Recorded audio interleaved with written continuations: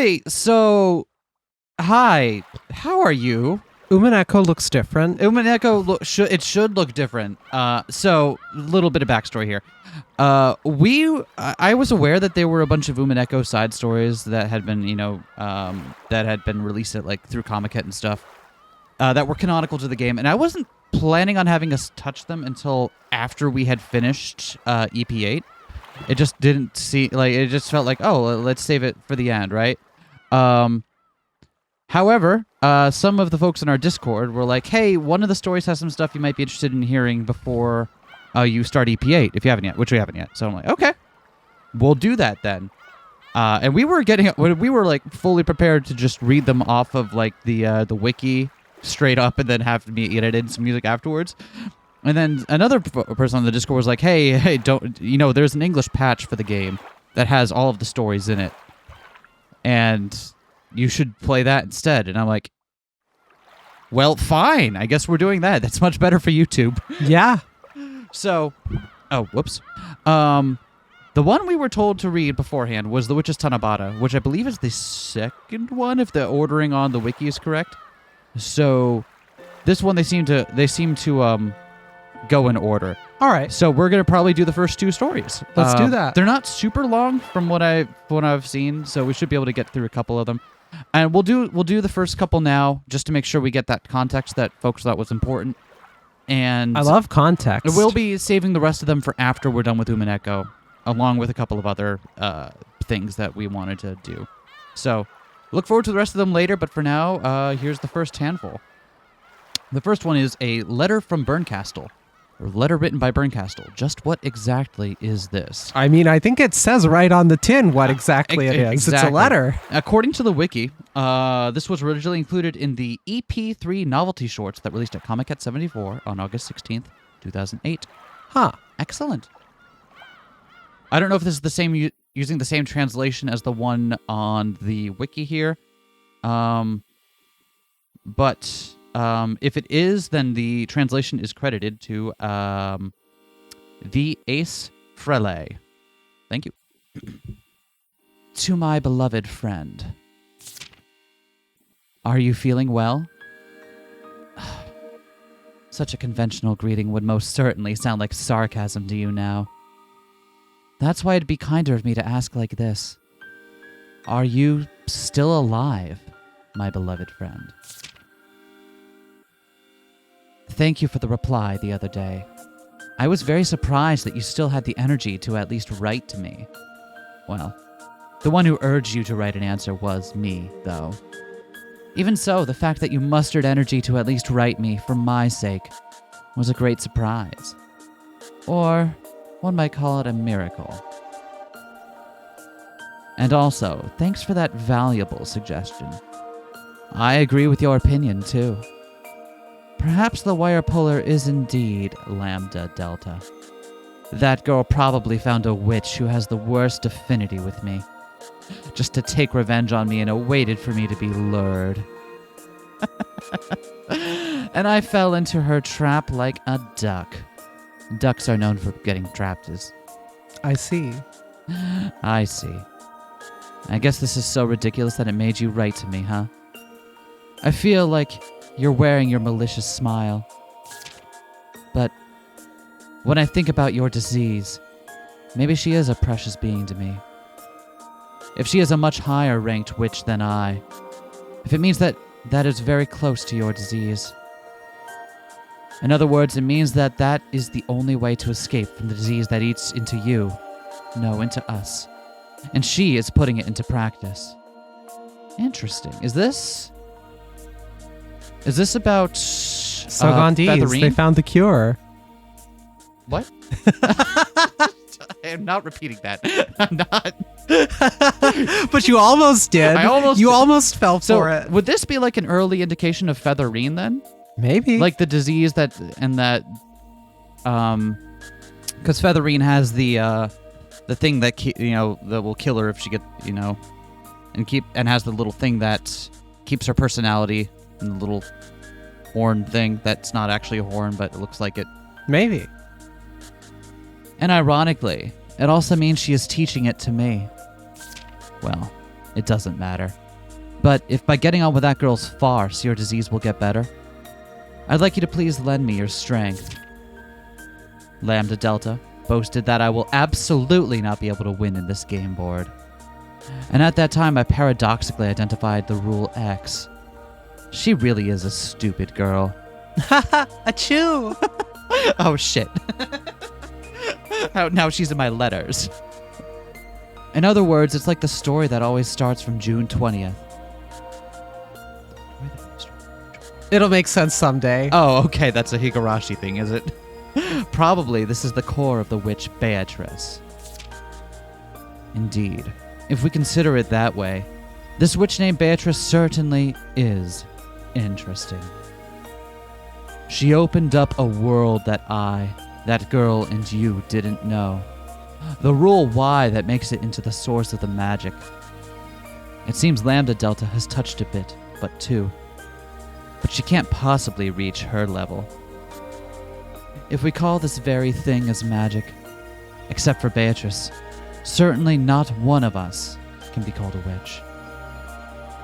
In that sense, we may say that, since she put together her own magic system, even if she enters the beginner's class as a witch, her level already surpasses the witches, and she is starting to step up even to your level.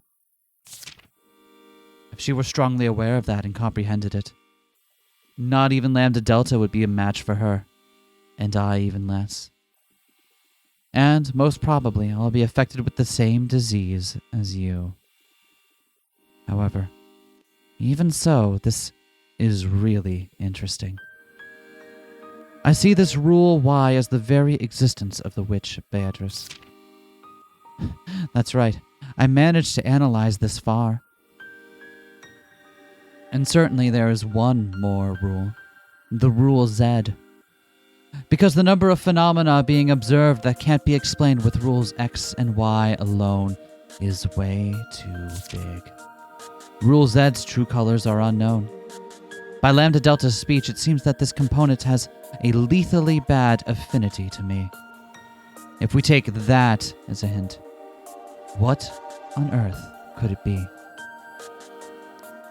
For now, I assume that this rule Z is a maze-like existence putting haze over the truth.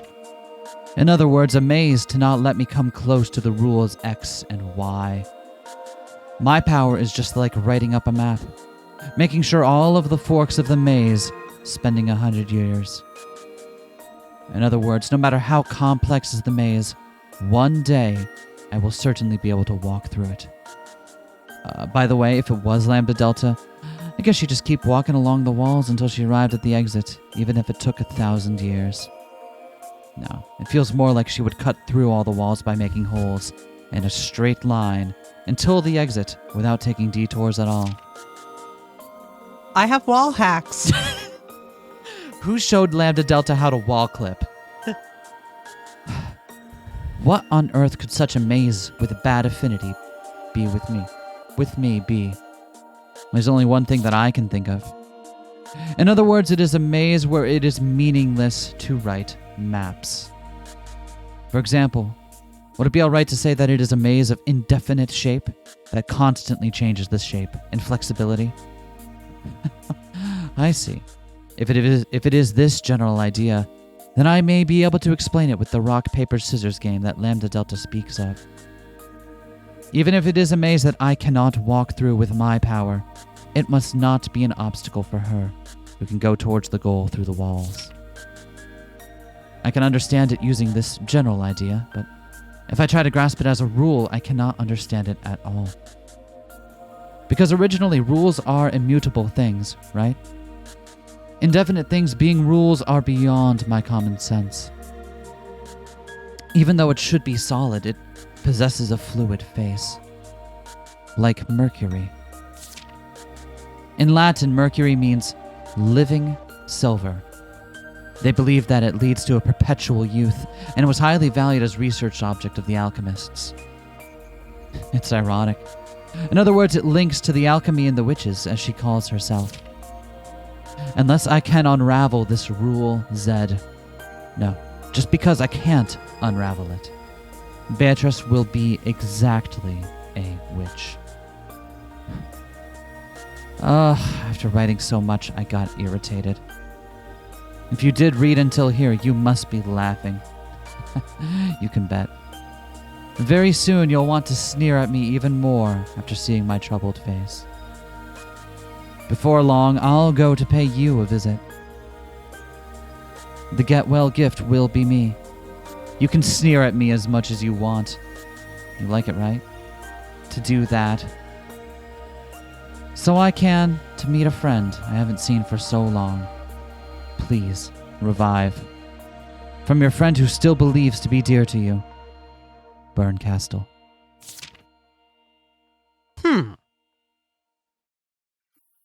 Huh. Oh, wait, what is this? Love is an illusion, a misunderstanding. Mutual... Oh, shit. These are also on the wiki, so we can read them afterwards. Yeah. Double-checked on that. And there's one from Bernkastel after that. All right.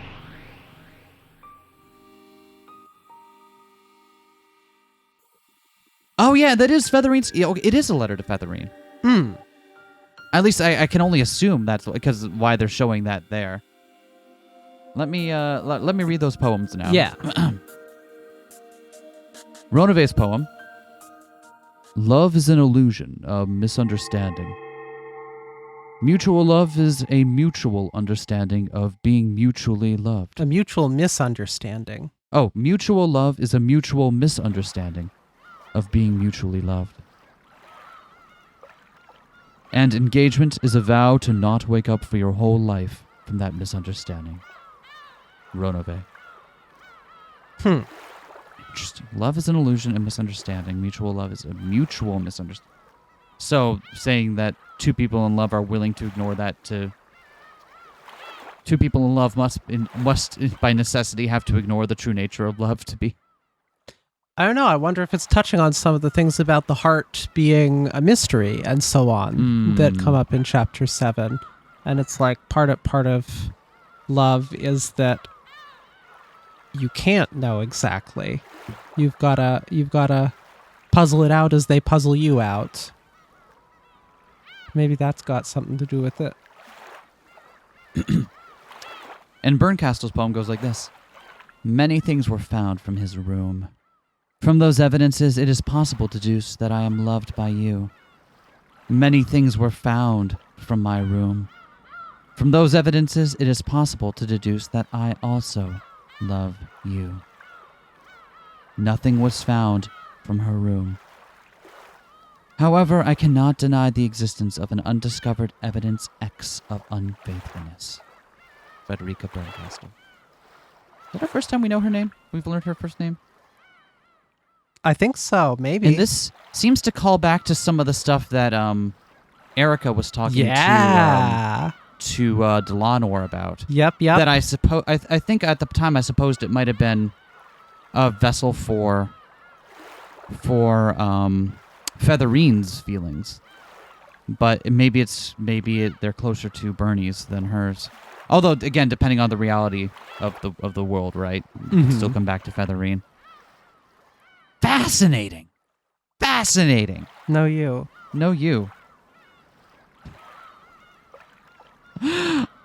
I don't know what to make of that. If you had handed me that around EP3 and said, here you go, I don't know if I would have been able to get anything out of it. Yeah. It's so strange. But coming back in retrospective, being like, wait, this was written around EP3? Huh. It said the EP3. I don't know if that meant it was released around EP3, but it said the EP3 side story thing, so I can only assume, right? It could have conceivably been released much later on, but I don't think so. Huh. And I guess it might have been an early indication of the existence of, some greater skill. It also is, has Bernkastel being very, not weak, but very cognizant of her limitations, which she doesn't seem to be willing to do in front of at least Bernie and Lambda. And it seems like at least, if that was indeed a letter to Featherine, that she would at least trust her enough as a friend to show that little bit of vulnerability. Good point. Well, Let's read another one. Oh, that unlocks all of them. I Okay. see. Well, we were going to go in order anyway, so... That's what we'll do. The witch's Tanabata isn't sweet. Oh, the wiki translates witches as plural belonging to witches, instead of plural belonging to one. Writing a wish on a bamboo leaf and hanging it is a familiar event in the human world. However, the witch's Tanabata seems to be a little bit different. Interesting. This was the one specifically that we were told we should read before EP8. So we shall. Yeah. We'll get on that. And again, if it's the same translation here, the translator is Chronotrig. No idea who that would be referring to. Ooh. Very soon, it will be Tanabata, a familiar event marked by the hanging of pieces of paper with wishes written on them on bamboo branches. It is not often that such wishes are granted, but sometimes spirits and souls of the dead, or even demons and witches, will find the wishes by chance and grant them. Ushiromiya Maria was supposed to write one of these at school. There was plenty of paper, so students were allowed to use several pieces if they thought they could think of enough wishes. This is gonna trip me up every single time. What if I wished for a witch? At first, everyone was excited about writing a lot of them, but after writing 2 or 3, despite their youth, they realized to their surprise that they could only write trivial things, such as I want to be rich. Wow, Freudian slips today. You've been missing out on your witch game time. I'm sorry. Such as I want to be rich, or I want to become blank. However, unlike the other children, Maria thought that writing one wish was enough. I wish that Mama will come home every day. Rosa was busy with work and had to spend the night there often. In the manner of a young child, Maria understood that that was just part of her mother's job, but that didn't mean she wasn't lonely. So she wrote down her simple wish about her mother coming home every day. By the way, have you ever thought about who grants the wishes written on these pieces of paper? There are a lot of theories, such as the Tanabata legend or the countless ancient gods of Japan. But in fact, all are wrong. What grants the wish is that which is closest to the person who wrote it. It can be the so-called guardian spirits or ancestors of the person. For those without a spiritual guardian such as that, it can be their parents or a close friend. And to Maria, the witch was even closer to her than her own mother.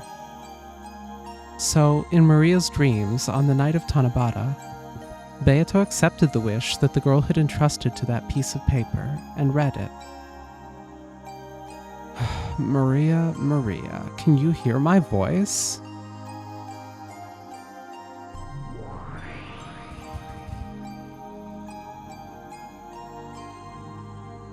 You. Huh? Oh, it's Beatrice. Beatrice came to Maria in a dream. Whoop, whoop, whoop.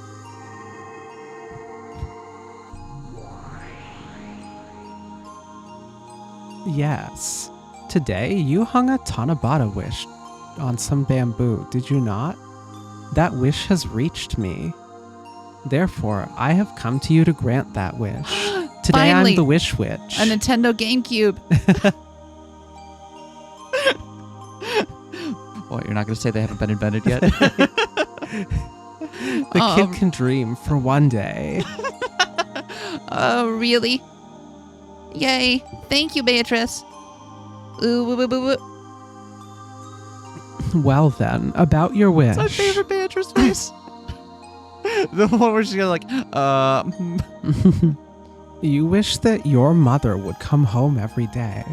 But is that really all right? Yeah, that alone makes me happy. Beato crossed her arms and started mumbling. It looked as though she was mulling over how best to refuse and not grant the wish.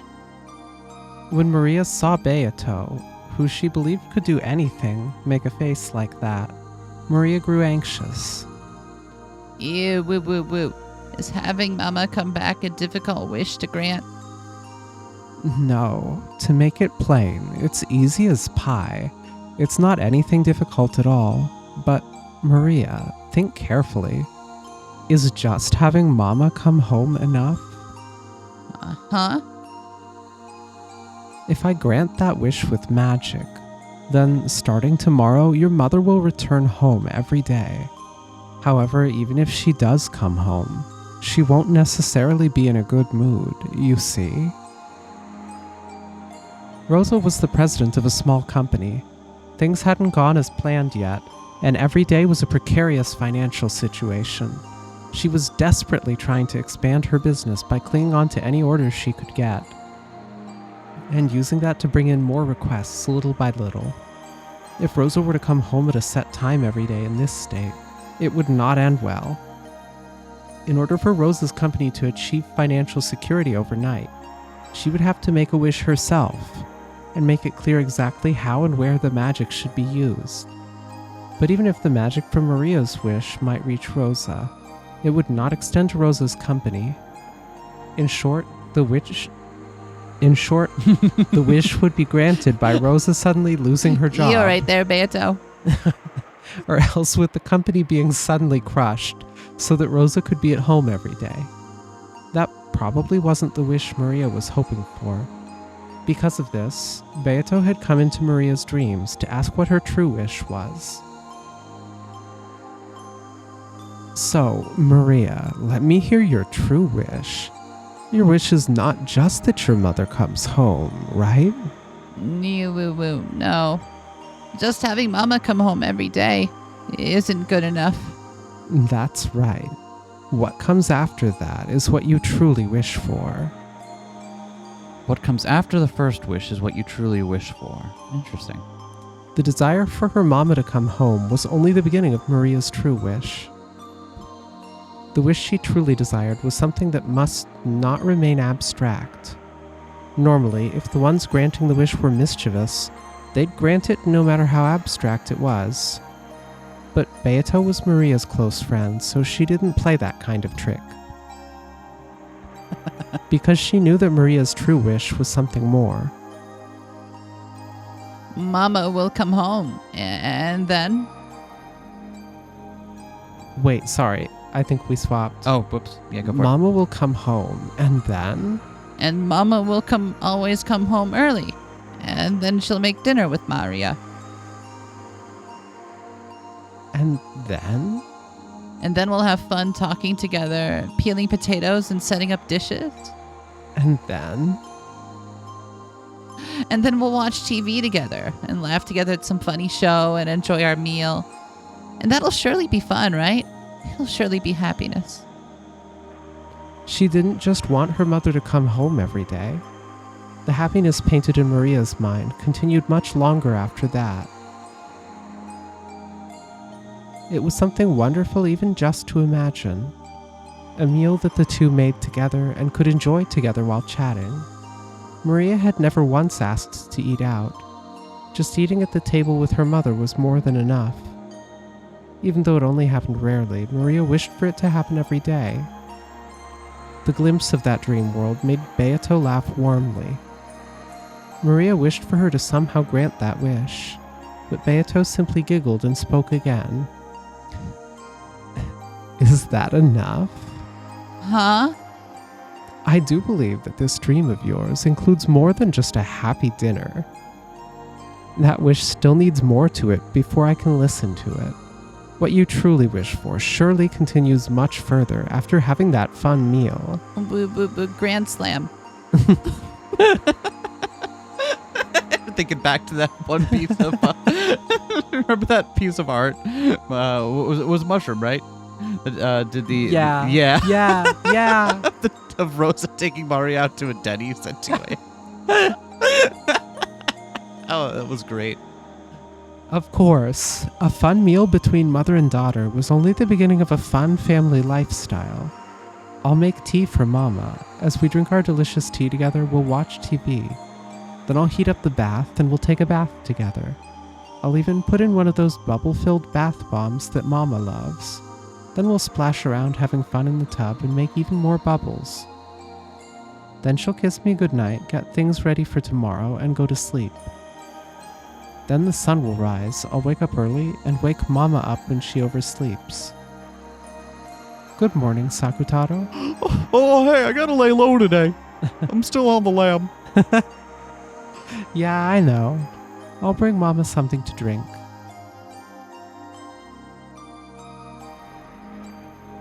I'll bring her some chilled original blend vegetable juice in a chilled cup. Gotta get your potassium. If she drinks it right after waking up, she'll feel refreshed and smile. I'll put bread in the toaster and cover it with rose-flavored jam. Then I'll wait for the morning paper and set it on Mama's chair. Alright, I'll be back soon, Sakutaro. Oh, okay, just remember, don't say anything to the cops.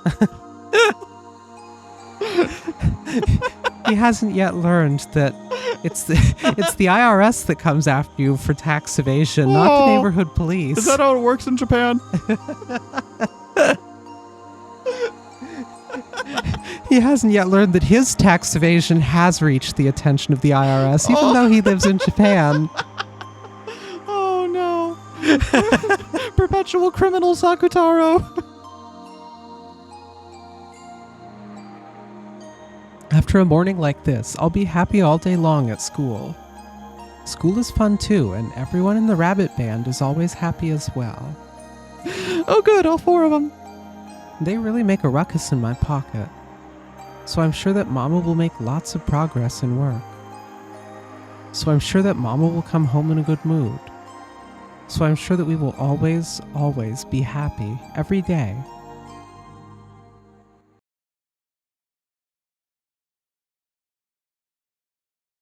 And that is her wish.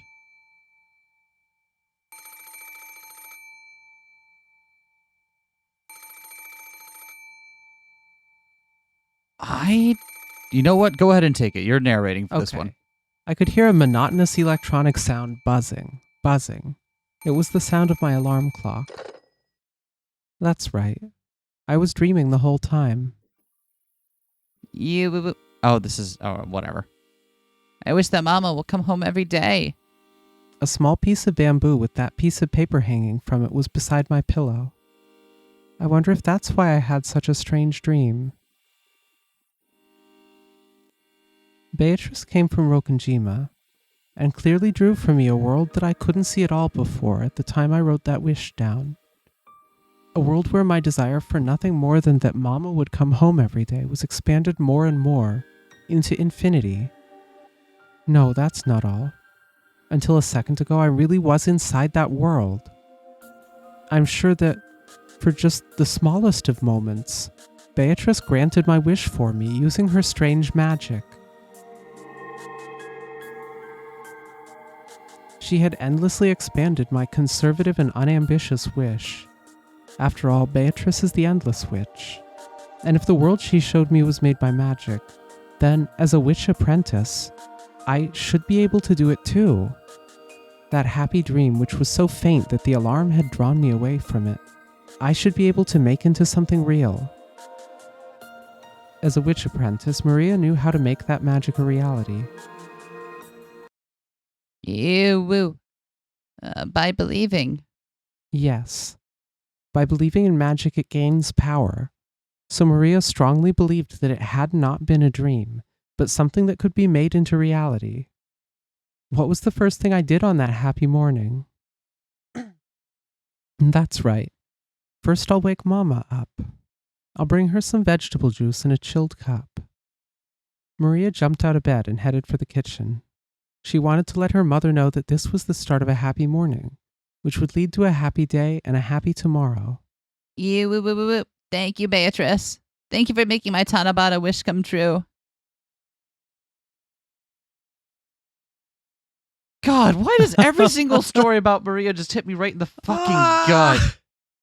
Oh, well, we forgot to mention this at the beginning. This was first released as a standalone booklet on June of 2009, according to this.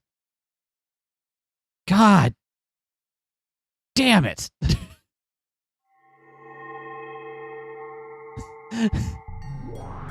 Oh. What the heck? Wait, no. That was that's Okay. right. What the heck? So in the end, Beato didn't grant any wish at all, huh? Bernkastel shrugged mockingly. Lambda Delta, who had been chuckling at how sweet the story had been, looked annoyed at this wet blanket response. Beatrice commented that Bern didn't understand. It's not like that. I weaved a fragment of the world Maria desired and gave her the key which led to there. All that remained was for Maria to use that key and open the door. Even if that word make her happy, Maria herself was the one who made that wish come true, not you.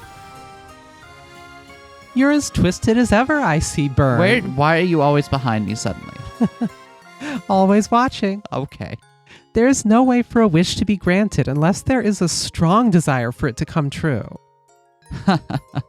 Humans with a will that strong will eventually grant that wish themselves, regardless of whether a witch grants it or not. There's no room for witches in there. I wouldn't even want to grant a weak-willed wish. Yeah, seriously. A certain future dwells within certain willpower. Our infatuation with the strength of that will leads us to just unconsciously lend our power, right? Yes, precisely. It wouldn't be interesting if the wish weren't bold enough to make us unconsciously want to lend our power.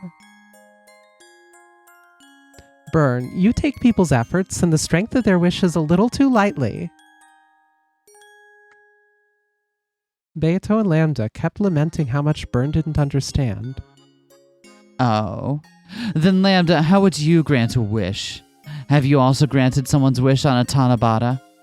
Oh, what of you, Lady Lambda Delta? I imagine that one who is so often adored by humans, such as yourself, would be an expert at granting wishes. Me? I keep it simple. I just fairly and equally encourage everyone to give it their all. Lambda Delta is the witch of certainty. She praises the willpower to certainly succeed until the very end. Despite possessing both innocence and cruelty, she also has a more tender side with regards to people's passion. The most common wishes I get are, I want to be super rich, or I want to move on to higher things, or I want to solidify my current position. Things like that. Just now, you said that you fairly and equally encourage everyone, but do you really grant such impudent wishes for everyone? Of course not. I avoid granting those wishes to everyone in equal measure. Yeah, you would. That's definitely her solution to that. But in exchange, I watch over the children, those who don't slack off in their efforts until that wish is realized, also in equal measure. Lambda will never smile upon humans who wish to become super rich, but do nothing to work toward that goal. Also, she will never grant success to those who try only once to become super rich. What Lambda Delta bestows is not the fulfillment of the wish, but the power needed to achieve it. The wish, I want to be super rich, can actually be granted for anyone, you see. Of course, after a fitting amount of effort. Oh my god, capitalist Lambda. I guarantee the fruitfulness of those efforts. However, you make no guarantees about the necessary amount of effort for that wish to be granted, right? I see. The fruits of labor will eventually be granted, but you make no promises about when that will be. You are quite a mean person. You think so? Just how much do you think the guarantee that it will eventually be granted without fail is worth? You know, I like people who work hard. I like people who throw away everything for that goal, and who are capable of abandoning themselves to that unending self-torment. Yeah, okay, now I understand a little bit better. Those who make their wishes to Lambda Delta must strongly believe that those wishes will be granted eventually. Without that strength of heart, those wishes will not reach Lambda Delta, and never again would power dwell in the magic of certainty. And to those people who certainly never give up, and do not forget the meaning of hard work, it's merely blasphemy to their hard work by having to have their wishes granted by another. That's why Lambda Delta would never dirty their precious hard work. All she promises is to point out the fact that certain resolution will bring forth a future of certainty. And just that is enough for them. And she will definitely grant that wish. No matter what kind of wish. Definitely, someday. Even if the wish were to be made by a young girl who wanted to become a god.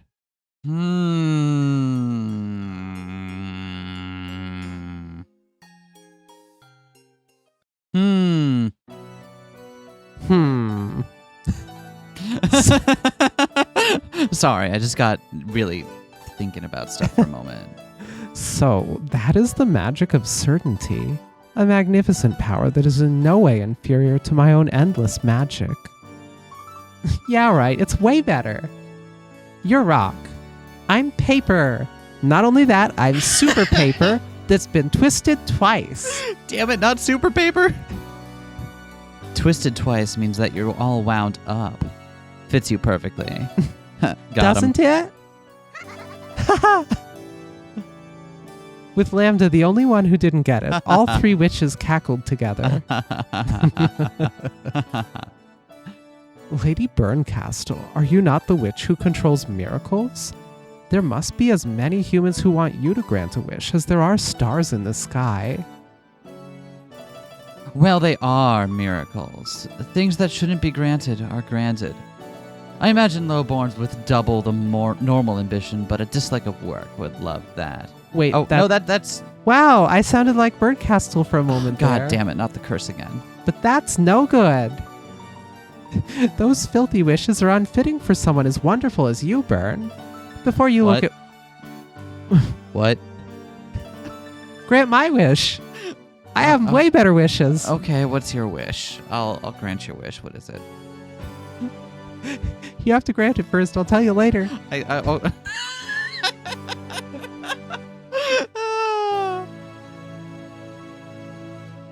Before you look at wishes of people like that, grant my wish first, Bern. Oh.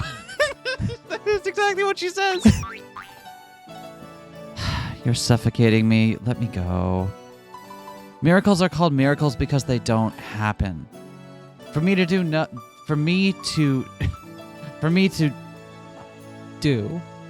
something as easygoing as granting a wish would itself be a miracle.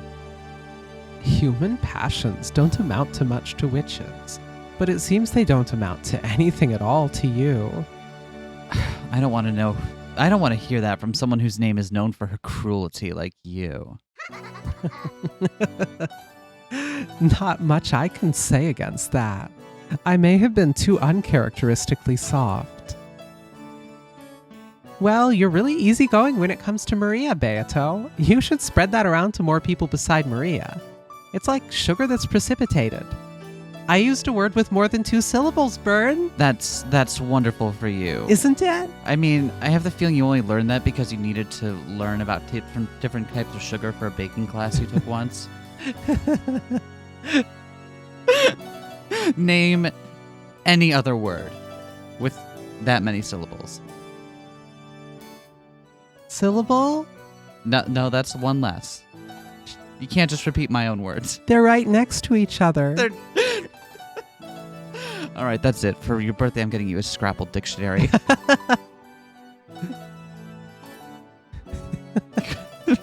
Ooh, I forgot who's talking. Oh, it's Bern. Yeah, completely. Not just Beato. You too, Lambda. You've been a bit too easygoing today. Dried plum goes better in tea than sugar does, after all. Bern. That's my name. It's not like Tanabata comes every day, right? Go and grant at least one wish. You gonna make me do something? No. No way. I'm out. Save the world, bitches. With a fed-up look on her face, Bern disappeared. In the process of living 1,000 years, she had lost her human heart. She didn't like sweet or heartwarming stories. Beato laughed coldly, as though this was the way a witch was supposed to be. I prefer stories of anti-heroes, dystopias. How the fuck does that copy pasta go? I don't know. Oh my god. Ow, the edge, Bern. I'm sorry. I can't hear you over my taste. In her expression, no longer was there any of the warmth that had woven Maria's happiness.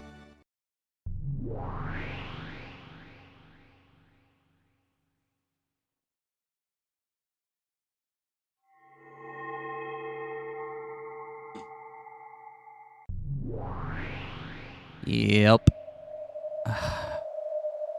You're telling me to grant at least one wish because it's Tanabata? Huh. I'm a witch. The witch who governs miracles. No matter what kind of effort. Fortune, enthusiasm, or unity. I know that at the end of it all, there is no miracle waiting. Specifically, because I know that there will be no miracle, I am the Witch of Miracles. In that case, just whose wish are you saying that I should grant? So what if it's Tanabata? They're just being a little too festive. Expanding a happy dream into infinity. Effort that brings success no matter what. It's so sickeningly sweet that my tongue will fall off. Ugh, how revolting. It's the same to you, right? Therefore, I will show you a true witch-like granting of a wish. Because you're obviously looking forward to that.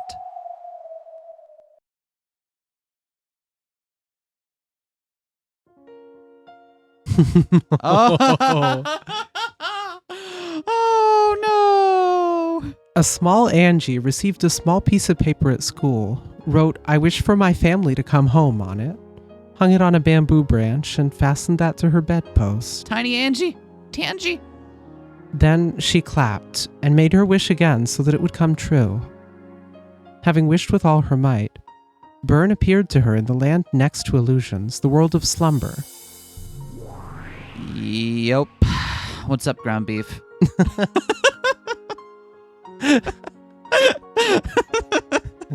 Oh, sorry. I guess I don't have a beef with you just yet. Yeah, you don't really. I guess you don't really. Not really clear to you what my stake is in all this.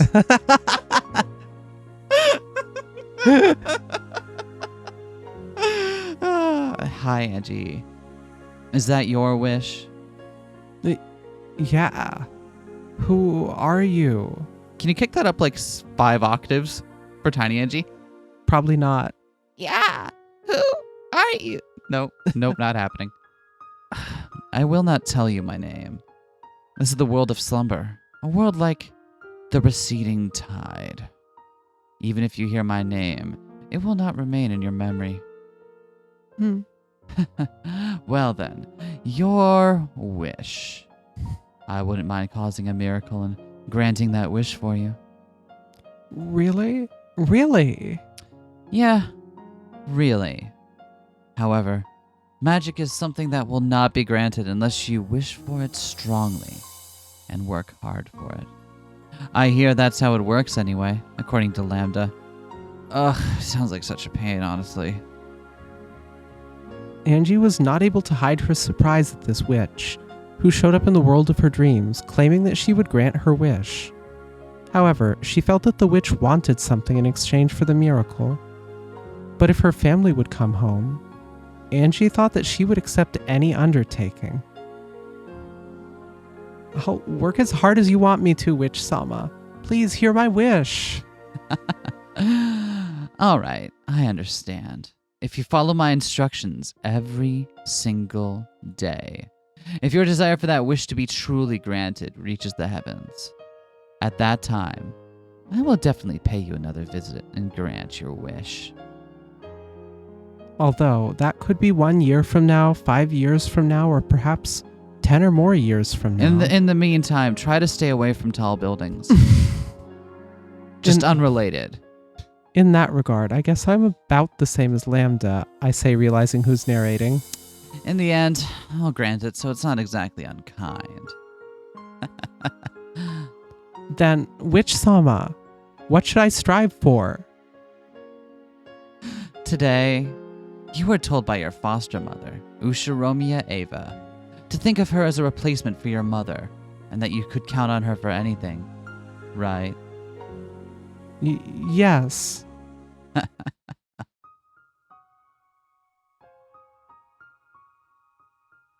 Ava, had said that to Angie today. We are connected because we're aunt and niece, but we're also connected in that I have lost a child and you have lost your parents.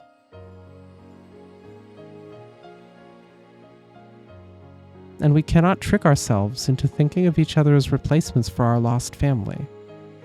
Even so, I think of you as my own child. So if you could allow that, then I'd like you to think of me as your mother, and I want you to rely on me for whatever you need. Oh, she really. Oh, it's killing her inside that she had a hand in those murders, isn't it? Yep. And she's like, I have to be better than fucking Kyrie. And then it doesn't fucking happen. Yep. Ava had hugged Angie as she said that. To the young Angie, Mom was Mom, and Ava definitely wasn't. However, she understood the meaning of those words and the affection verging on sorrow. But as would be expected from a child her age, she needed some time to accept this. Yes, Ava Obasan definitely said that.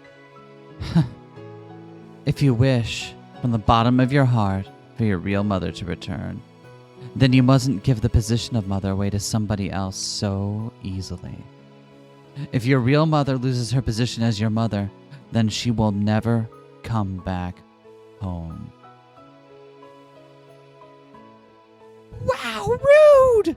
Rude! Hello. Don't mind that. Just the blood stain everywhere. To the young Angie, that seemed very logical. If she accepted someone who wasn't her mother as her mother, then when her real mother came back, there would be no place for her to return.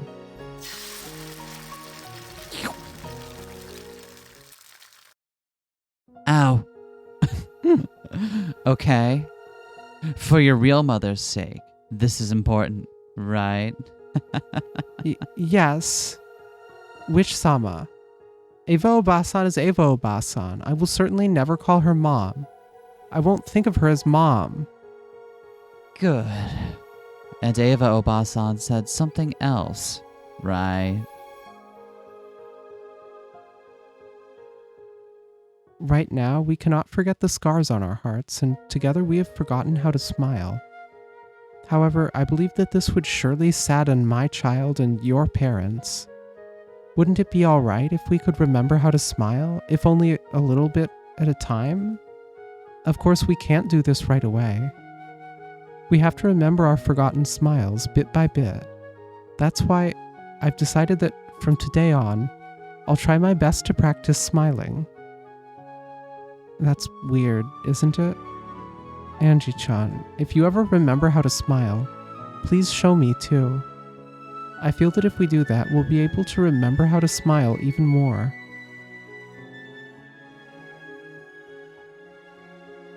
Yes, Ava Obasan definitely said that. Good. Then to the one who wishes for their family to return, such as you, pain and sorrow strong enough to lift that wish to the heavens are necessary. Until that day, you mustn't show your smile. I mustn't show my smile? Yeah, that's right. I'll be watching over you. If it seems like a smile is ever going to come upon your face, even just once, I will accept that as a sign that you don't care if your family comes back or not anymore. I promise you that the miracle of them coming home will never happen. I don't want that. I certainly won't smile. Until Dad and Mom and Oni-chan come home, I will certainly never smile. You mustn't feel happiness. You mustn't feel joy. You must never forget the sorrow of losing your family. And stay away from the demon who will try to make you forget that, who will try to deceive you. Ushiromiya Ava will try and crush that resolve many times with her sweet words, but you must never listen to them. All right? Ava is a demon who will try and steal away your family for all eternity. No, I'm sorry. She actually did steal them away. Lamau.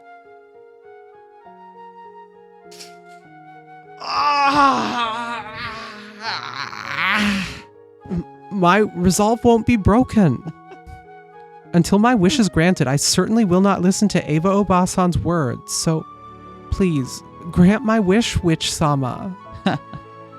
Yes, as long as you continue to keep your promise. Then, in the end, I will definitely appear before you and grant your wish. In the end, specifically. It starts with one thing? Okay, you know what? That hasn't been invented yet. Also, wish retracted. And witch. That's all right. I will definitely not ignore your pure-hearted resolve.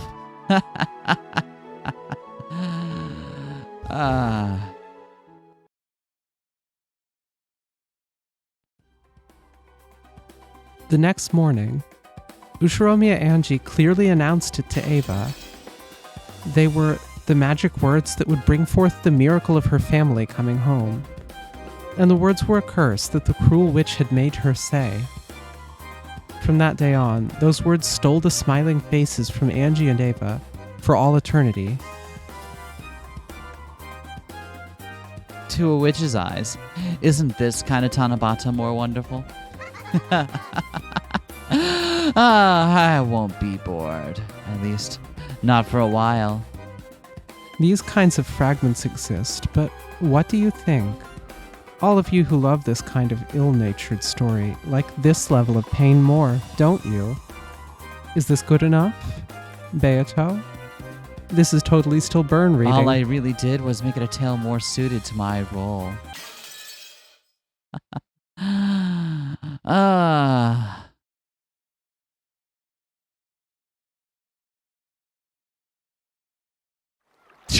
Well, that sucked. Oh. Why is it Happy specifically the Tanabata. Halloween? Yeah, happy Tanabata, everyone. Yay. Oh. That was rough. Yeah? So from what we've I can kind of poke at why that might be relevant to EP8. Since it seems like EP8 is about giving Ange some kind of closure. Right? Since it ends with Battler coming up to, Meta Battler coming up to Angie's trying to tell her a story and Bernkastel assuring everyone that she won't let it end happily. Mm-hmm. So, oof.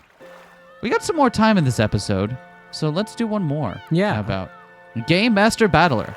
At the end of EP5, Battler has achieved the rank of Game Master. However, being the Game Master isn't as easy as he thought it would be. He didn't realize how much prep work he'd have to do in between play sessions. Yep. He didn't realize how much exactly happens behind the GM screen, how many hours spent poring over the Dungeon Master's Guide, learning all of the minutiae of what grants advantage and disadvantage. Whatever. It's a lot of work, all right? Game Master Battler. Ho-ho! That's me. This one was first released as a booklet. Is it also a booklet? It says it was first released at Comic Cat 77 on December 30th, 2009. And translation of the wiki was done by Crystal Weaver. All right. It has the cover art of a booklet, so I think maybe it was also one of those, but it doesn't say. After EP5, Battler has finally become the Game Master. In a way, it wouldn't be odd to consider Battler, who now has a commanding view of the game board and can freely spin the story, a god-like existence. However, unlike the god of our creed, it isn't easy being a game master. Wow, strong words. Being God is easy. I mean, yeah, I like being god. I gotta have all these delicious dice out. D4.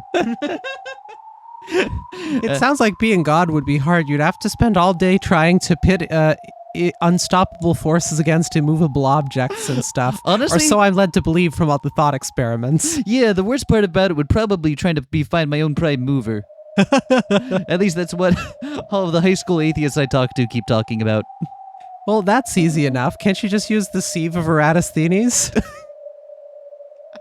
hate it here. After all, he must decide everything and draw everything himself. It is an occupation where he can just leisurely smile down on the world from above the clouds. The stage of Beato's game board is a small island entangled in complicated rules and with a mere 2-day time limit. Spinning that story isn't easy. At first, Battler had been laid back, believing he could mold the story however he wanted, but he soon realized that was a naive way of thinking. Okay, so... Fuck! This isn't a 3.5 edition rulebook, this is Pathfinder! Ugh! Someone go fetch me a D20. I need to roll for sad initiative. Battler. What is it, Beato? I'm gonna build an anime cat boy. What? Who told you what anime cat boys were? Why do you want one? Who doesn't want to play one? Find something in the rule books that'll allow it for me. Oh, I'm gonna be up all night trying to find all these rules minutia just to make exceptions for you. Oh, and you all died after the first encounters and you didn't get proper XP and now you're under level for everything else? Oh, this is the worst. Oh, jeez. This is really more of a pain than I expected. Oh my god. Isn't it? People who don't know the truth think you can slap together a story however you want, but it's a real feat. Putting together a scenario for a whole episode while still making sure everything matches up with the rules of Beato's game board is actually really hard. Lambda Delta, who had been in charge during the previous game in EP5, swaggered around in delight that someone finally understood her hardships. Oh, at any rate, there's a whole lot of characters. Trying to give them all some kind of part while still moving the story forward is pretty tough. Like, I'm a director or a producer or something. Honestly, could you imagine trying to do this with, like, any kind of fan fiction or something? That would suck. Well, you gotta partition the screen time. After all, by now you got more characters than a single school class. If you try to give everyone a big role, it'll just turn into a huge mess. That, and I feel like we're just gonna find some way to add more. Oh, always. I just can't stop it. It just keeps happening. Original character, do not steal. I'm adding more right now. No! Lambda, put away the pen and paper. Give me those character sheets. The sheer number of characters made writing the story difficult. With Battler and Beato as the axis of the story, if there were just 1 to 2 other characters, it would make things much simpler, but... Oh, you say that, but what should I do? There are dozens of characters, you know, including that one fucking rat. I resemble that remark, fucker. You're a real dummy, you know. Try using your head a little, like Lambda Delta Chan-sama here. Use your head. Oh! Ow! I didn't say to hit me on the head, stupid. Whoa, you sure? Shut up. My head's hurting just trying to think over here. Stop chirping and clamoring around. If you don't quiet down, EP6 is never gonna start. Could you imagine just waiting around like months and months for them to start the next EP? All while doing completely unrelated things that don't interest you. God, that would be torture. Jeez, you can't fight with a game master, but I've got nothing left to tell you. You already know the answer, don't you? Yes, the student has surpassed the... Wait, what? Huh? Hey, whoa, wait, don't escape in a puff of smoke. Damn it, she ran off. She was the previous game master, after all. If you need to find me, call Burns' phone. What? No, don't ever call me. What? Why do you know my phone number, Lambda? Why are you here, Lambda? Why are you, Lambda? She was the previous game master, after all. Maybe I should have acted a bit more modestly and gotten some tips and tricks out of her. Well, no point in regretting it now that she's gone. I'll start by building the scenario from scratch again.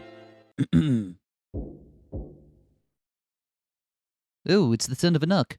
Ooh, who is it this time? Hello, it's open. I don't want bean jam or anything, so bring me a plot summary instead. Battler Sama, I apologize for disturbing you when you are busy. Oh, if it isn't Genji-san. And just as I thought, Kumasawa-bachan, Goda-san, and Dr. Nanjo, too. Wait, why is Goda here? It's like all the adult servants are here. Oh, hey, it's been a while, Battler-sama. Oh, Goda's here. That's me. I'm saying my name now like a Pokemon. Oh, you're thinking of materials for the next plot. This truly is convenient. I'm just gonna be every single one that this one person wants for this one. I just realized that you voice every adult servant, and I voice none of them, and that never occurred to me. That's so funny. This is totally popular. Oh, yeah? Well, I don't really get it, but if you got any ideas to share, I'll accept them gladly. Sure, we all work in service of the person who controls the island. It's really hard to explain, don't worry about it. Oh, wait, hey. What are those? Stack of boxes? What's inside? When one is deep in thought, they often start to crave sugar. Goda made use of his skills to provide you with refreshments, Battler-sama. Oh, you don't dislike sweets, do you, Battler-sama? That's not actually Goda, is it?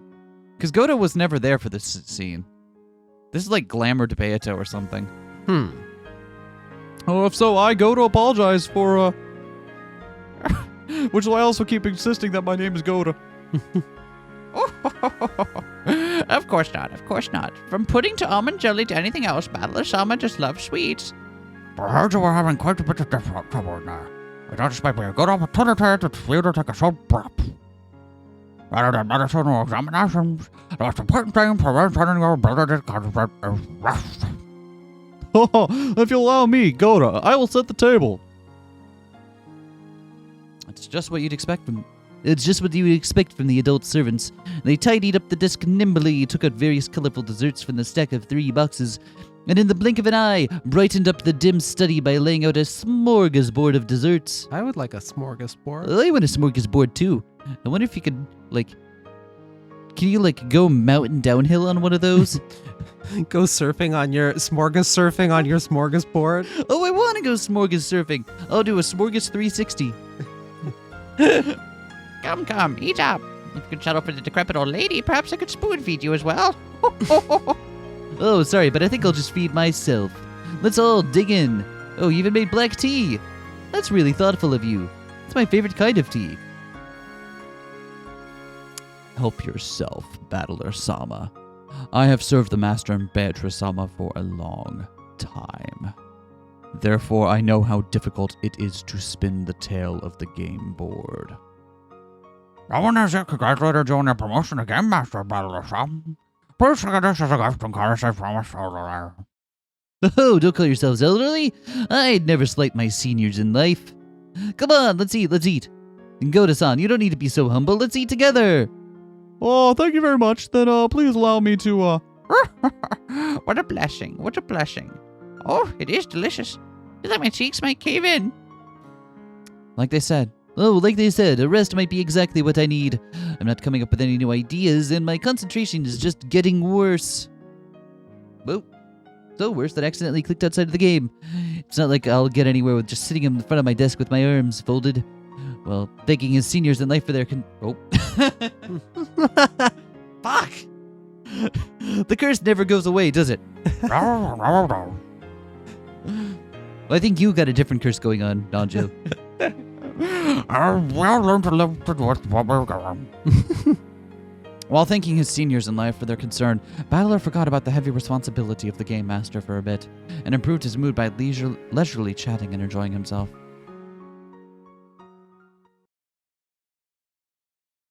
Oh, by the way, Battler-san, how are the preparations for EP6 coming along? Oh, well, I've got no idea, honestly. I was complaining to Lambda Delta about this before, too, but the story has way too many characters. I want to give everyone some time to shine, but it's way too hard to fit that into a scenario for just one episode. Mind if I kill you off early? Oh! Huh? I don't think of it. Didn't you guys say that it was convenient that I'm still trying to think up a plot? Yes, well, about that, Goda and Kumasawa, even at their age, laughed shyly. When Battler stared at them blankly, wondering what was up, Genji spoke with dignity. Battler-sama, have you seen the results from the most recent popularity poll? Huh? Oh yeah, our sponsorship's popularity poll, right? I got first place in that. Oh, I'm so flattered. Hey. Usually in a game like this, I think the heroine would come out on top. It's really rare to see the main male character in first place. Oh, well, I guess that was the case with Kichi-kun from Higurashi, too. Not that I've played that. I don't know who that is. Is that the main character? Yeah. Okay. The one who fared the best among us. What? Yeah, don't worry about Sus. Goda came in 22nd place. And Dr. Nanjo came in 48th. Kumasawa was in 50. There are that many characters in this fucking game? Kumasawa was in 53rd. I don't know why I'm surprised, actually. Well, maybe that was the right ranking for a senile old lady like me. Oh, well, what about Genshi-san? Oh, he was a 45th. It might just be difficult for us to contend with the younger generation. From the first episode, you guys have all been stuck in horrible roles and took them on without completing even once. It's kind of sad that you're ranked that low. Especially when that annoying bitch Erica managed to get 6th place without doing anything halfway decent, you know? Shut up, bitch! It's hot rat summer!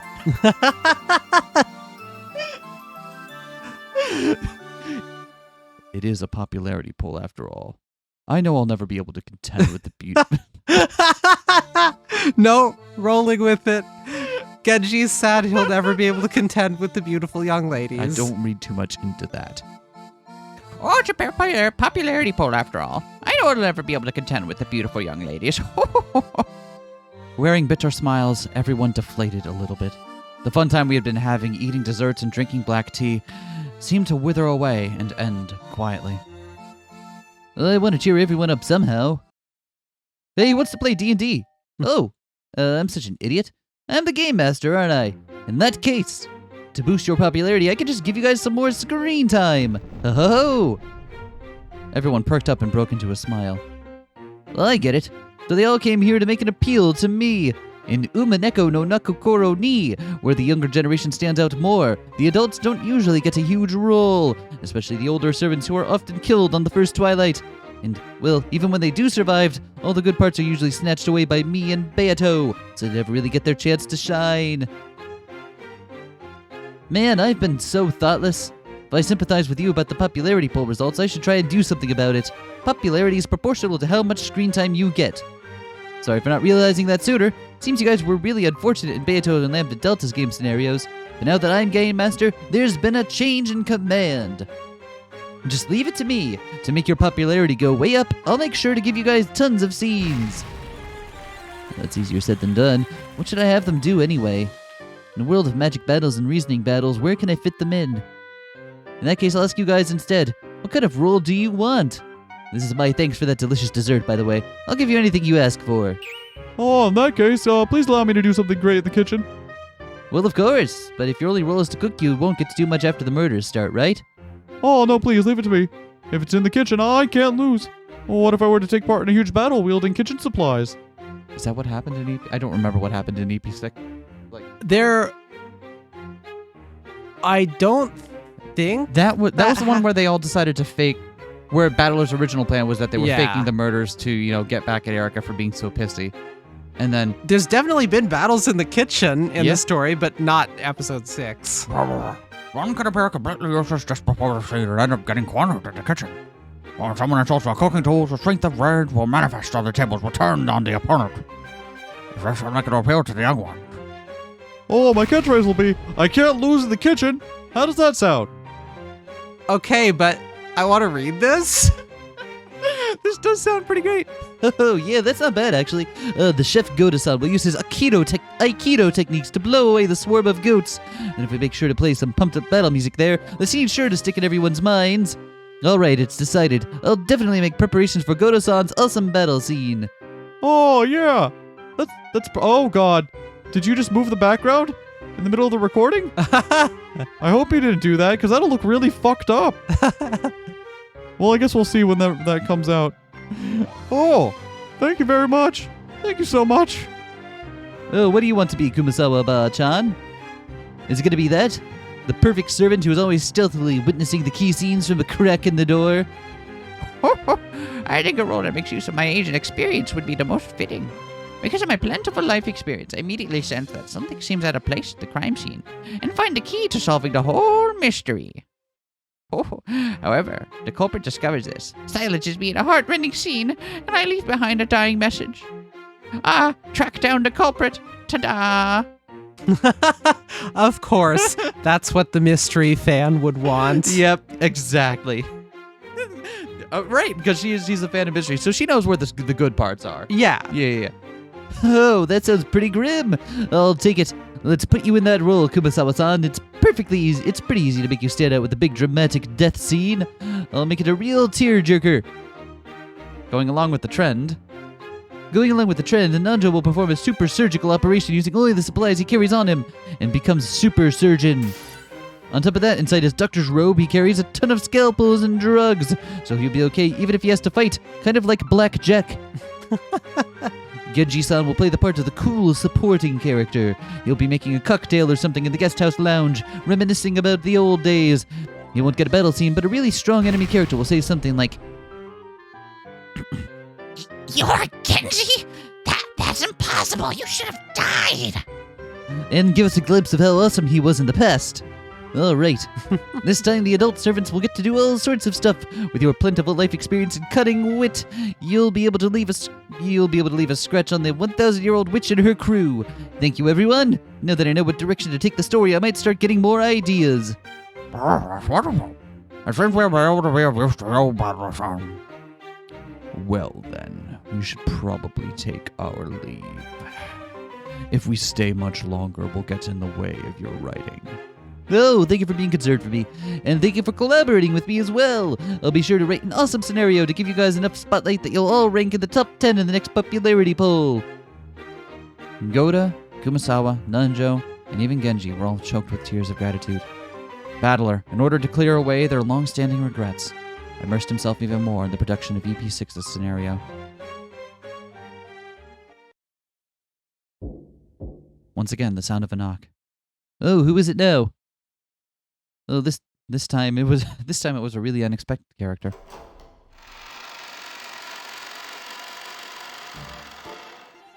Fuck me! God fucking damn it! Hey, SK, here's an exam on every fucking character you voiced like once back in EP3. Yep.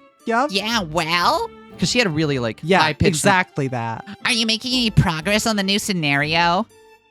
Oh, Aunt Ava's middle school. No, you're the witch Ava, aren't you? What did you come here for?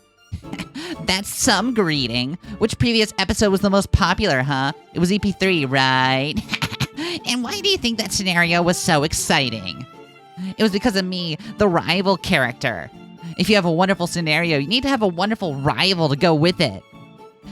And even if you wouldn't expect it, I got 8th place in the last popularity poll. Staying in the top 10 when I've had almost no screen time since EP3. Don't you think that's just impressive? As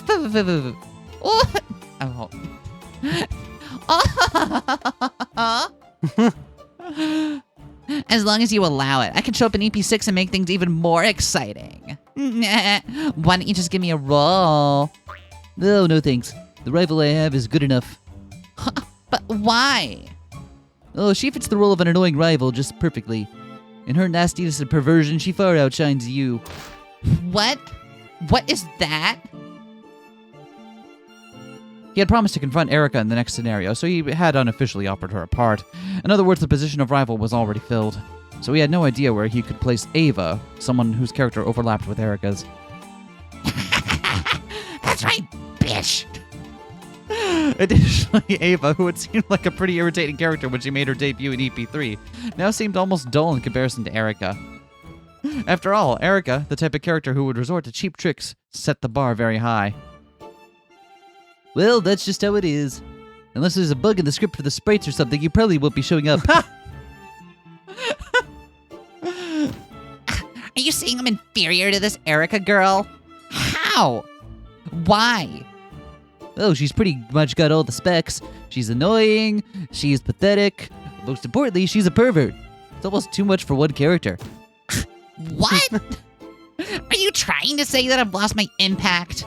Are you trying to say I'm not as good a character? I like the explanation for why is Erica the one who's perfect for this and gonna be the most popular? Well, she sucks. She sucks. She also really sucks. Yeah, that's I know about what the it. people like, and I give it to them. Well, I mean, she's a pervert who changed into a swimsuit to climb the walls and stick duct tape to windows in the pouring rain. Erica came in 6th place in the popularity poll, and you came in 8th. But she still got almost double the amount of votes as you, you know? So what? So you're saying that young girls can get votes by wearing a swimsuit? Oh, it's because men are weak against exposure. Even shortening your skirt a bit would be enough. Have you seen all the crotch frills going around? Erica's only reaches her knees, but yours is a long one. In this age of Zetai Ryoki, you can't get anywhere without socks, tights, or thigh highs. I do know what that means. Your hairstyle's also pretty plain. Erica's instantly popular twin tails are a huge improvement. Against her skirt hairstyle and exposure and perverted nature, you've got no chance. She's totally got you shoved into the background. I can't think of a reason why I would try to work you into the story. Yeah.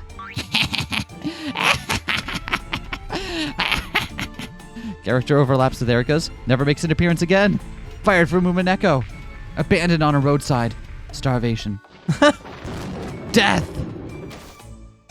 Did someone say death? But I don't want that. Please, oh Battler-sama, I'll do my best. Please give me a part. Please, give me a part. If the length of my skirt's the problem, I'll fix it. If my hairstyle's the problem, I'll fix it. If it's exposure and a perverted nature you want, I'll do as you say. So just give me a part, Battler-sama. Oh, you said you changed the length of your skirt. By how much exactly? 10 centimeters? With a snap of Battler's fingers, Ava's skirt shrank 10 centimeters. Even so, it was still fairly long. Another 10 centimeters? Soon it's gonna reach your knees. Are you sure that's enough for you? Please, make it shorter. With the gold? Using the gold's truth. The skirt became shorter and shorter. In the end, it was so short that she had to frantically pull down the hem with both hands to keep her panties from being seen. It was too short to even be called a mini skirt. That's just a belt. Well, I wonder if just fixing your skirt is enough to make you in competition for Erica. What about your hair, Yeah, I'll put on a wig and wear twin tails. Oh, and how about the exposure and perverted nature, huh? No. Battler finally remembered that he was not just a mere scenario writer, but the god called Game Master. That's right. Oh, that's right. Here I am, God. I'm free to do whatever I want. Anyone who crosses paths with me won't be given a part. And thus, Battler sank into the dark temptation that plagued all witches. Finally, Ava's dress had been remodeled into a super short miniskirt, and she was wearing black knee socks to match. Her hairstyle had been changed to twin tails, and on top of that, she had even agreed to show up on screen with cat ears, a bell, collar, and a sailor uniform, and bloomers with a tail attached for special punishment game outfit. I love how no aspect of this outfit goes together. Is this enough yet for you, Nyaster? But even with such harsh conditions thrust upon her, Ava, who didn't want to lose her part, groveled on the floor and thanked Battler profusely. Battler, who said with an attitude like that of a feudal lord that he would graciously grant her a part, had become a wicked magistrate of a game master, to the point where even Beato would have been surprised. Oh, I am the new game master, Battler-sama. Anyone who wants a part, come forward and apply. Anyone who opposes me won't get any screen time. This time, Rudolph and Kyrie showed up. I had to see if there's got to be fan art. Which even that silly ass outfit, right? Yo, Battler. We're your family, right? Two more that you voice. Why is it like this? Fucking why? Help me, send help. We'll get a part, won't we? Huh? The story has finally reached the second half, after all. It's time for the human side's counterattack. We're quite enthusiastic about it ourselves. Emphasis on Especially the enthusiastic enthusiasm. about attacking. Don't worry about the murder. I think we can get the murder pod pretty wrapped up in hand, don't you think? Oh, Kyrie-san, sure, but what about the old bastard, huh? Don't say that. Come on, I'll buy you whatever you want. I'll change of heart and become a really good daddy after this, alright? Okay? Okay, I'll practically beg you to come back. Come on, Kiria can steal scenes with her great detective work. And I could be the aloof action hero. Come on, like in one of those westerns. Oh, guess I've got no choice. Be grateful to this generous battler Sama here. I shall grant that wish of yours.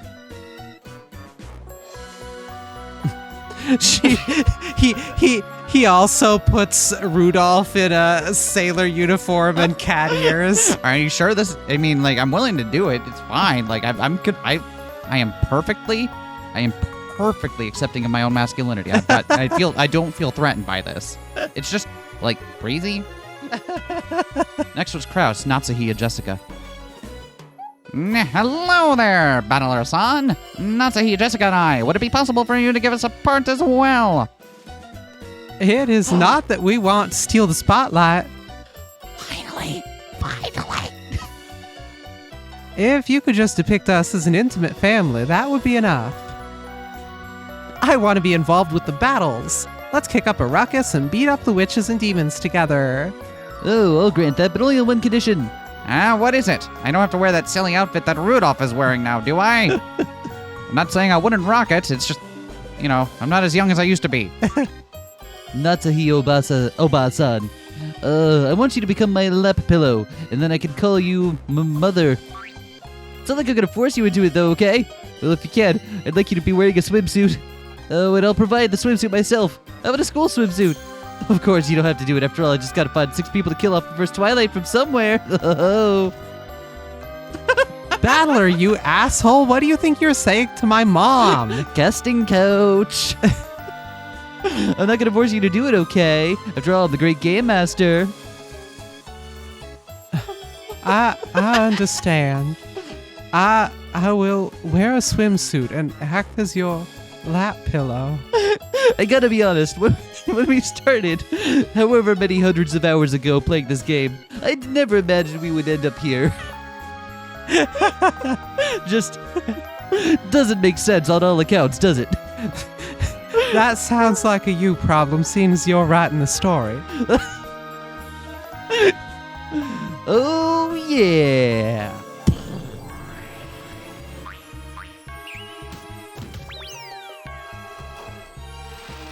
Oh, what do you want? I don't know what to tell you, George, but I've got a lot of fan votes here for, pushing you off a plane? It was a popularity poll. There should have been no way for them to vote that, and yet... Next, George's family arrived carrying a box of cakes. This is George. Do you have conditions for our family to get screen time too? I'll do anything. Please, you gotta give our family a part. Please. You don't have to give me and my husband a part, but please, at least give George a wonderful role. All right, I guess I'll give George a kick-ass battle scene. Is that all right? Really? Thank you, Bat-Cocoon. Thank you so much. However, I'll be borrowing Eva Oba-san for one night. That glamorous, outrageous, sexy body of hers. Oh, I'll have you cook for me in a bunny girl outfit, and maybe pour me an evening drink. No can do. Leave Ava out of this. I'll do anything else you want. All right, then you wear the bunny outfit. It's all right, dear. If it's for George, As Battler became more and more carried away, Rosa appeared before him. Battler-kun, about Maria's part. Of course I don't mind giving her one, but Rosa, Oba-san, if you ask someone for a favor, you gotta pay them back, right?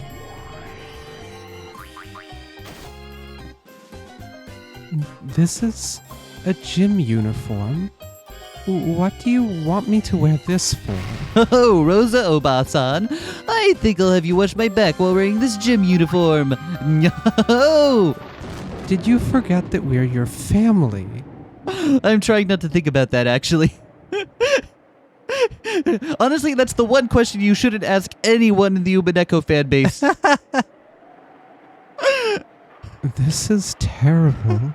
To think Battler-kun would succumb to the dark side of being game master. He's gone on such a charming rampage.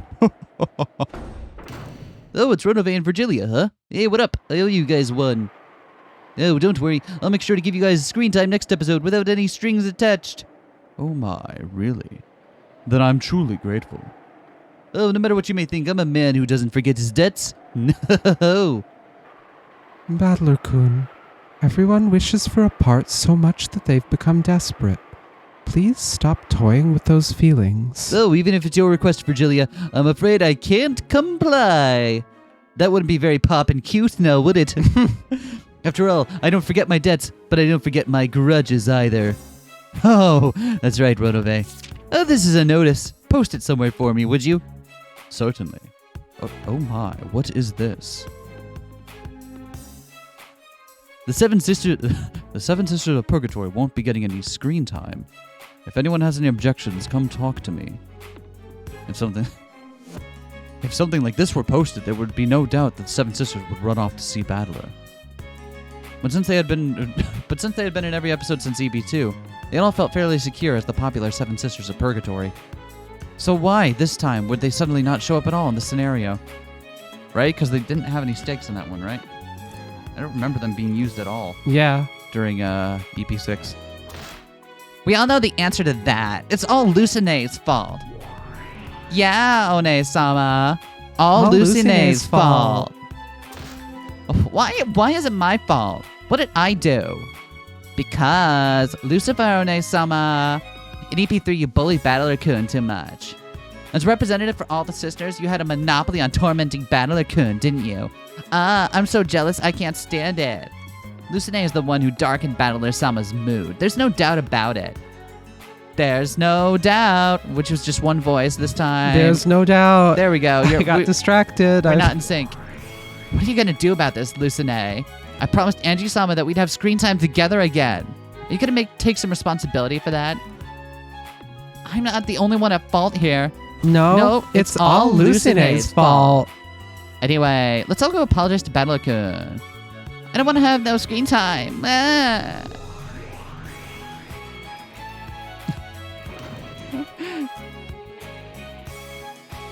Now wearing a cape, Battler sat on a ridiculous throne in an incredibly arrogant manner. The Seven Sisters knelt before him, trying to somehow appeal to him for a part. Yo, Lucifer, think this day would come, huh? No. Battler-sama, we want a part. We'll do anything you say, so please give us a part. The sisters pleaded on their knees. Foo! Looks like the six of you want to have screen time, huh? But only Lucifer doesn't. If it means I have to kneel before you, I don't mind if I never show up again. Who would stoop to kneeling before you? Oh, the Seven Sisters of Purgatory are a set of seven, aren't they? If one of you is being defiant, I guess that means the rest of you won't get a part either. No way, Battler-sama. Stupid sister, your stubbornness is causing a lot of trouble for the rest of us. Come on, get on your knees and apologize. That's right. Press your forehead to the floor and apologize. The younger sisters all held Lucifer down together and forced her to her knees by pushing her against the floor. Lucifer still refused to surrender, and she held back her tears while grinding her teeth. Battler-sama, Lucine is apologizing as well, so please calm your anger. So please give me a part where I meet up with the handsome prince, and give me a part where I get to eat lots of delicious food. Oh, I see. Well, if I'm in a good mood, I'll give you any part you want. Oh, my shoulders sure are stiff, though. Okay, we'll rub them. Oh, my calves are pretty stiff, too. Could you rub those as well? Yeah, leave it to me. As you wish. Oh, Mammon is taking care of my right half, and Belf is massaging my left. Osmo is taking care of my right arm, and Bells is massaging my left arm. My left arm and right upper arms are being held between warm fruits. What bliss. Wow, being the Game Master sure is wonderful. Long live the Game Master. I am God, the God of a new game.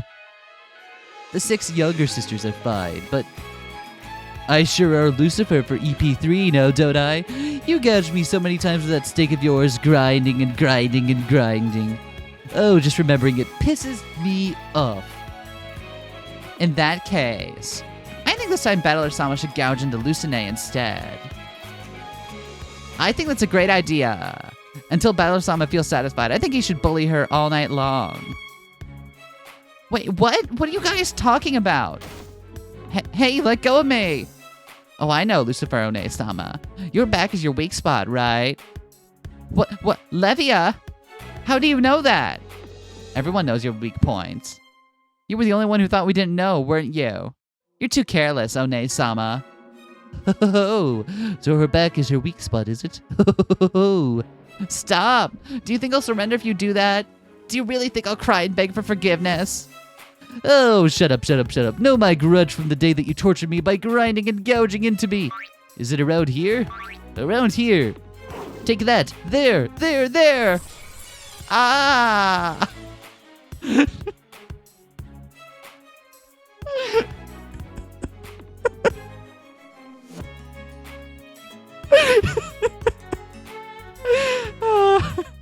You know what? Sometimes it's fun to just indulge in some just pure crass nothingness.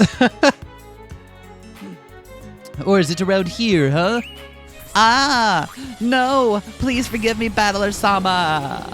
Wah! He finally got the chance for revenge he never had in the original story. Battler complacently ground against Lucifer's back. How do you feel, Battler-sama? Are you refreshed? Yeah, I feel great. My long-standing grudge has been totally cleared up, and I feel all fresh like I finally shed my skin. Lucifer's shoulders heaved as she caught her breath. She collapsed with her clothes in disarray. It looked very much like the aftermath of something. It was a bit obscene. So does that mean you'll give us all a part now? Oh, sure. I've resolved all my grudges. Oh, don't worry. Your screen time is secure. No. Then I want to see where I meet a handsome prince. I want a role where I eat lots of food. I don't need any big scenes, but make sure that I'm in the 7th game too. I like to fight against a formidable enemy and fall beautifully at battle. Hey, you guys. If you all ask for that at once, Battler-sama's gonna get confused. Write your requests on paper before giving them to him, okay? I'm fine with any kind of minor role. I won't defy you again, so could I have a part? What are you talking about, Lucine? You've always been the one to stand out the most. I'm jealous. I'm jealous. Oh, the Game Master's God, after all. I'll grant any request you have. Anything is fine. Don't ask me how I'm gonna write all this, though. Oh? Someone else is here. Gonna be the Chester sisters this time, or maybe Delanor's group. Come to think of it, Angie, you've got some nerve not coming to greet me when you're my own little sister. I've already received a full body massage from the 7 sisters. Maybe I'll have the Chester sisters wipe the sweat off my brow with their tails. I wonder what I'll get from Delanor.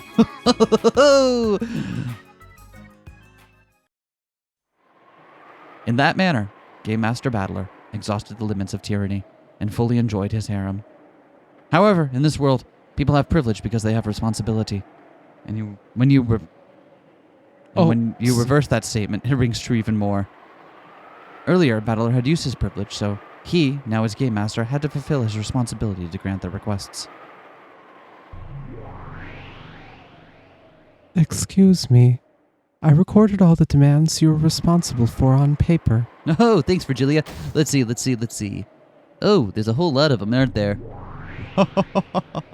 After all, you are the god of the game board, Battler-sama. There is no wish you cannot grant.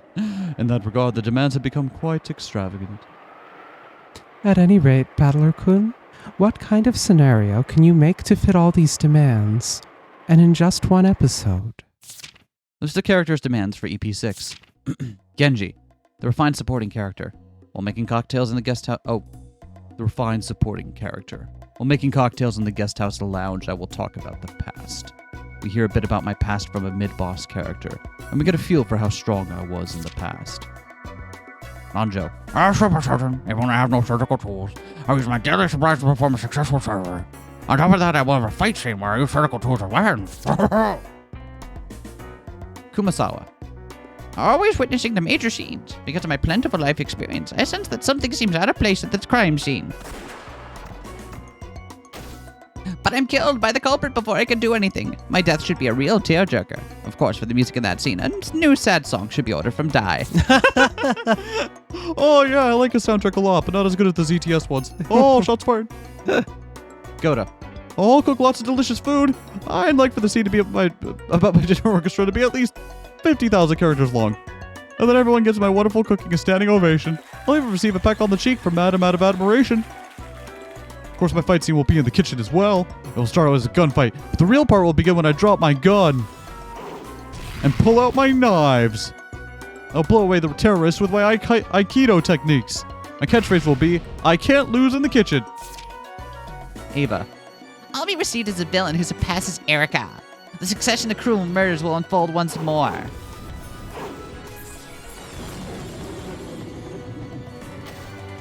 Towards the end, I'll get involved in an intense battle with Battler.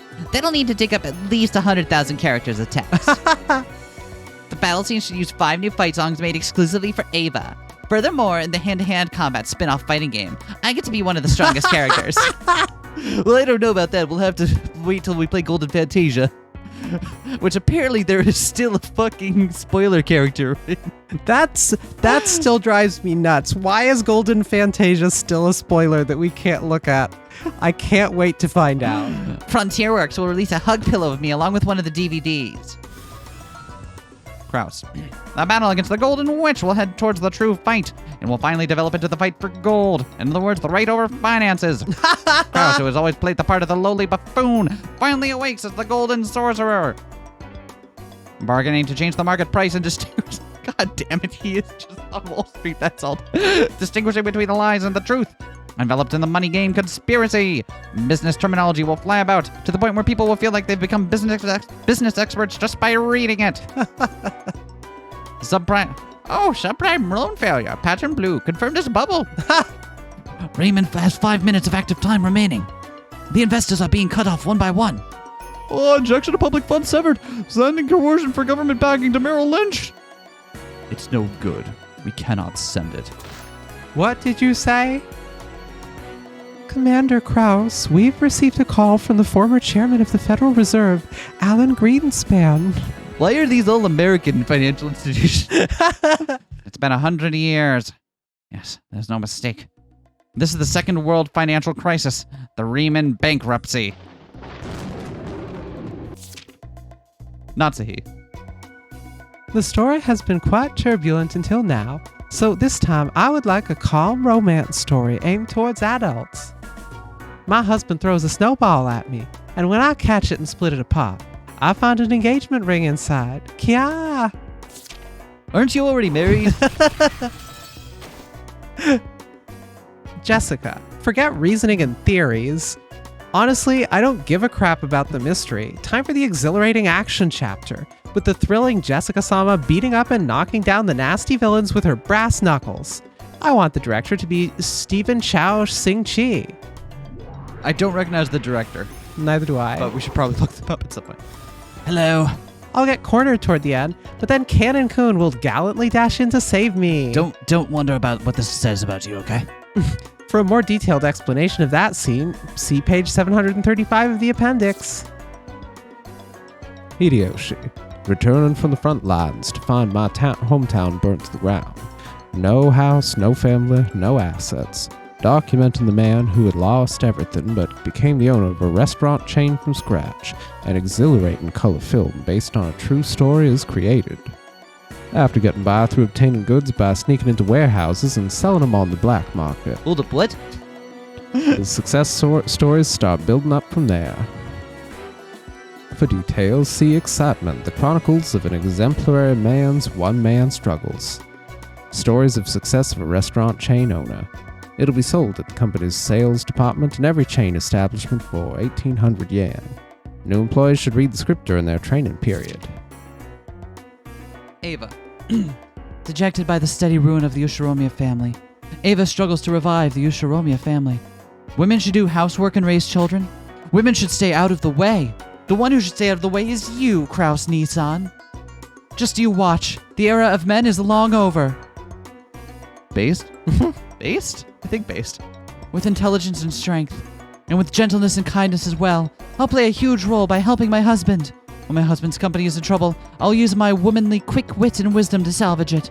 And before long, my role in the story will become to revive the Ushiromiya family. In the end, what I've done will be acknowledged by Kinzo, and he will accept me as the next head.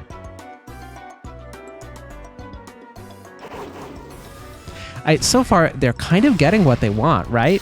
Kraus's story is about a financial crisis that needs to be solved with gold. Yep. And, like, Ava does get to be the head. Yeah, And it's just being fulfilled in the worst possible ways for everybody involved. But they are going to get it. Oh, it's good. In the climax, Krause and a bunch of hoodlums will attack my husband. And when he's in trouble, I'll use my boasted footwork to kick them back. The lead actress should be me. That's not possible, then Nobuko Miyamoto. Naturally, the director should be Juzo Itami. George. I'd like a peaceful and loving depiction of how the romance between me and Shannon started. I don't think you do, actually. I really don't think that you do, bro. The scene still hasn't been shown in the original work, after all. Yeah, can't think of why that might be. It happened on the day of the traditional family conference. I wonder how many years ago it was. Remembering it makes me feel a bit embarrassed. That day, I had been wearing a hat. It was quite a fine hat. I still think of that hat to this day. What is it with you and this hat? Anyway, it was blown away by a strong wind. No. Circling back. Why is this hat so interesting to you? I'm quite good at telling stories, you see. Oh, God. It went flying away on the beach. At that moment, Shannon showed up. She was also wearing a hat. What? We went to go search the beach together for the hat, since there was but one hat between us now, which was insufficient for both heads.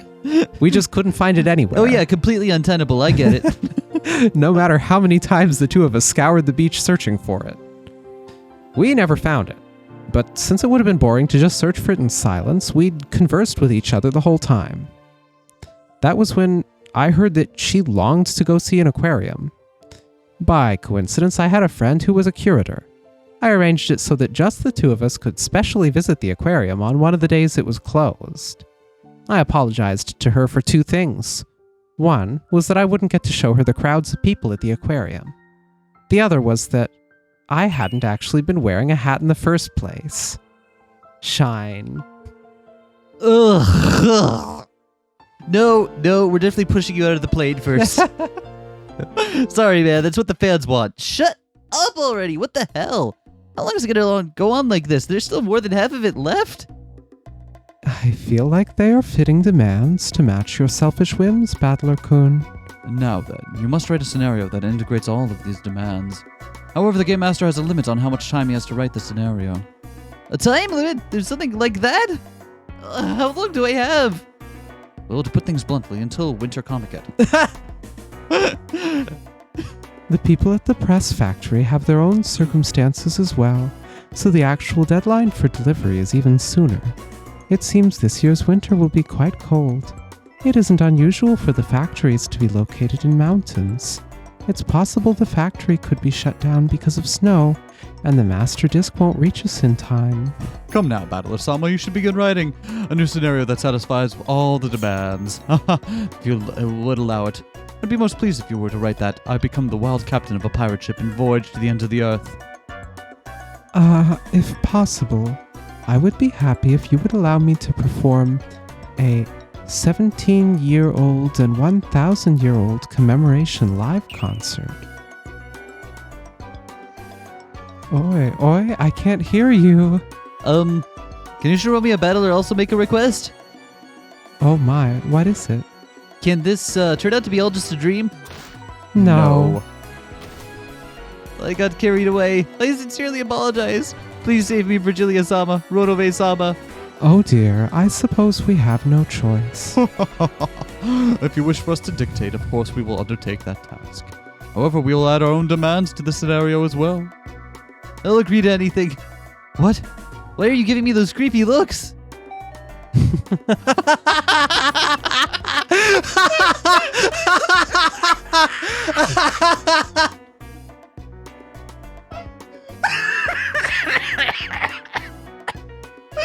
Oh, I ugly laughed at that one.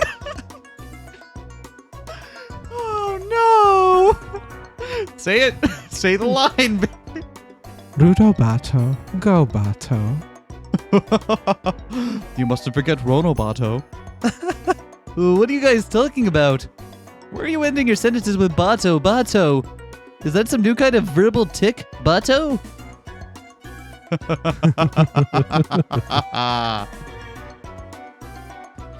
Notification of urgent recruitment for EP6 scenario writer. Please send a text file between 2,500 and 500,000 characters that contains a scenario that follows all the aforementioned demands as well as a 3-line summary of the plot. Prizes. Battle or grand prize of 1 million yen plus Dojin debut. Battle or prize of 500,000 yen plus promise of a Dojin debut. Consolation prize 100,000 yen. I couldn't read all of it. I'm sorry. I hope so. I hope that somebody fucking tried to write. Here we go. Deadline must be received by December 29th, 2009. Comment from the head of the judging committee. I'm really sorry. I got carried away. Any scenario will do. Just please send something. That's my only wish. I hope someone has tried to write a scenario that follows all these stupid demands. If that exists, It'd be so funny. So, by the way, that story was released the day after the deadline of the thing. That's In fantastic. case you were wondering. Oh man. So that's all we're gonna do for now. Fuck me. The one story that's like, hey, here's the only SK hour. Sorry about that. We just, we were planning on doing the rest of these afterwards, but like I said, they thought it was important we got to that second one beforehand, so we thought we'd make a full episode out of it. I hope you enjoyed some of the detours we took to get here. So Yeah. EP8 will be starting soon. I don't have a date set for it yet, because we got a couple of other things we want to get through, but it'll be pretty soon, so look forward to it. And otherwise, we'll see you then. Goodbye. Bye.